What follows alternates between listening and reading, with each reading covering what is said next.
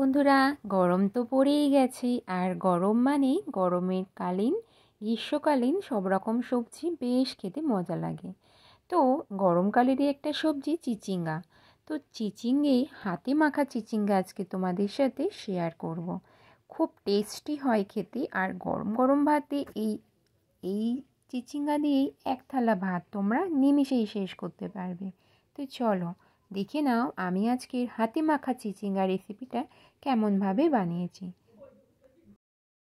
তো দেখো, আমি এখানে দুটো লম্বা লম্বা চিচিঙ্গা এইরকমভাবে পুরো কেটে ভালো করে ধুয়ে নিয়েছি।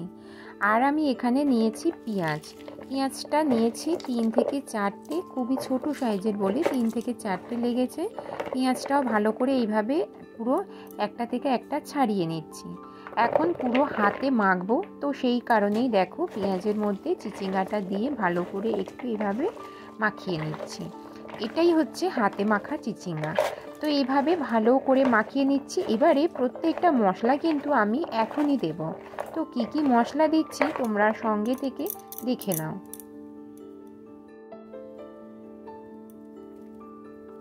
এখানে আমি পরিমাণ মতো লবণটা দিয়ে নিলাম, খুবই সামান্য পরিমাণ হলুদ দিয়ে নিলাম।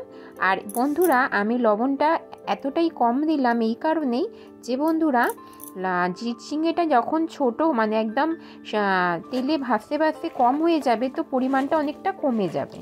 তো সেই জন্যই কম দিলাম নুনের পরিমাণ। দিয়ে নিলাম ভাজা গুঁড়ো, আর এখানে দিয়ে নিলাম কাঁচা লঙ্কা বাটা। তো সব কিছুই পরিমাণ মতো দিয়ে ভালো করে আমি হাতে সাহায্যে মেখে নিচ্ছি। এই হাতের সাহায্যে মাখাটা আমি 1 থেকে 2 মিনিট এইভাবে কিন্তু মেখে নিয়েছি। এতে এখন কি হবে, এইভাবে হাতে মাখার জন্য চিচিঙ্গাটা কিন্তু পেঁয়াজটা অনেকটা নরম হয়ে যাবে। তো এখন আমি এটা হাতে মেখে ভালো করে, আর তারপরে একটা ঢাকনা দিয়ে ঢাকা দিয়ে দেব 5 থেকে 10 মিনিটের জন্য।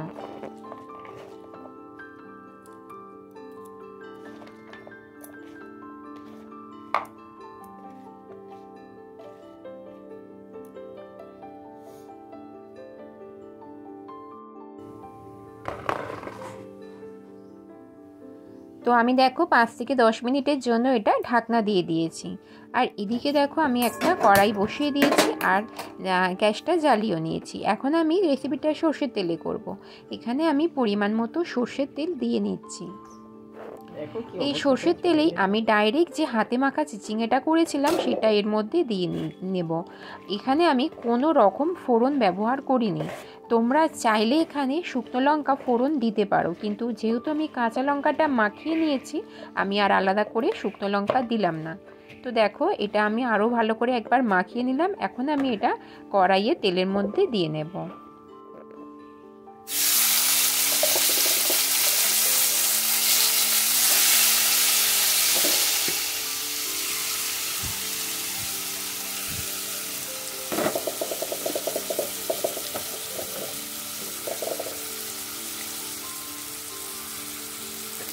তো আমি দিয়ে অনেকক্ষণ ধরে একটু রেখে দিয়েছিলাম আস্তে করে গ্যাসের ফ্লেমটা। এখন আমি এটা খুন্তি দিয়ে একটু নাড়াচাড়া করে নিচ্ছি। অনেকক্ষণ ধরে নাড়াচাড়া করে নিয়ে তারপরে আমি একটা ঢাকনা দিয়ে ঢাকা দিয়ে দেব। আর এই চিচিঙ্গাটা হতে দেব কয়েক মিনিটের জন্য।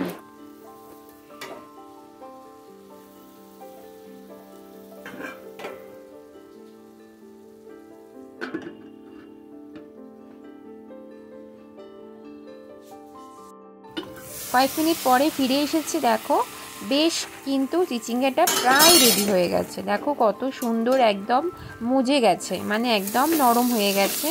আর দেখো, যেহেতু অনেকক্ষণ পরে আমি নাড়াচাড়া করছি, তো কড়াইয়ে একটুখানি নিচে লেগেছে।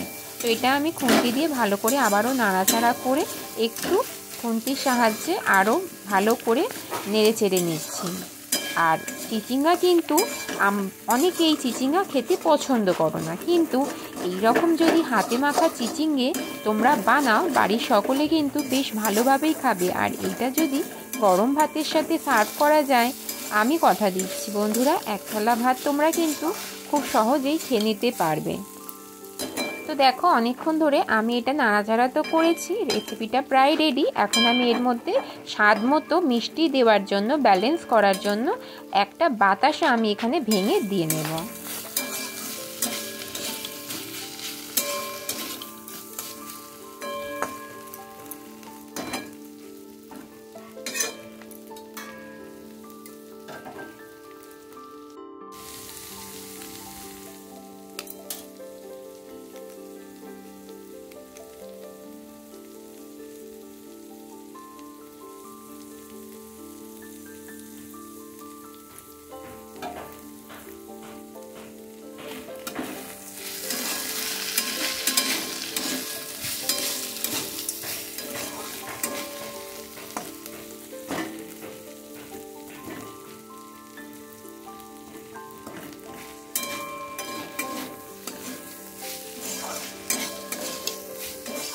তো বাতাসা দিয়ে আমি ভালো করে আবারও এটা একটু নাড়াচাড়া করে নিচ্ছি, কারণ বাতাসাটা একটু গলতে সময় লাগবে, সেই কারণে আমি ভালো করে একটু নাড়াচাড়া করে নিচ্ছি।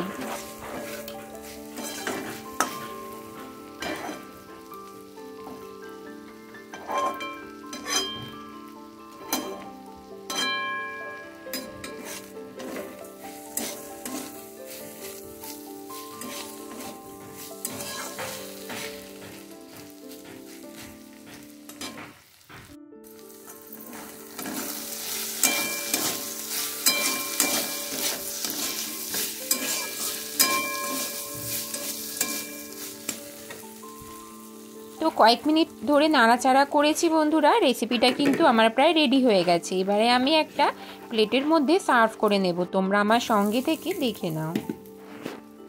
যারা এতক্ষণ ধরে আমার সাথে আছো তোমাদেরকে অনেক অনেক ভালোবাসা বন্ধুরা, এইভাবেই আমার সাথে থেকো, পাশে থেকো। আর নতুন বন্ধুরা চ্যানেলটা সাবস্ক্রাইব করে নিও যদি আমার ভিডিওটা তোমাদের ভালো লাগে, আর অল নোটিফিকেশনটা অবশ্যই অন করে দিও। আজকের আমার হাতে মাখা চিচিঙ্গা রেসিপি তোমাদের কেমন লাগলো কমেন্ট করে জানাতে কেউ ভুলো না।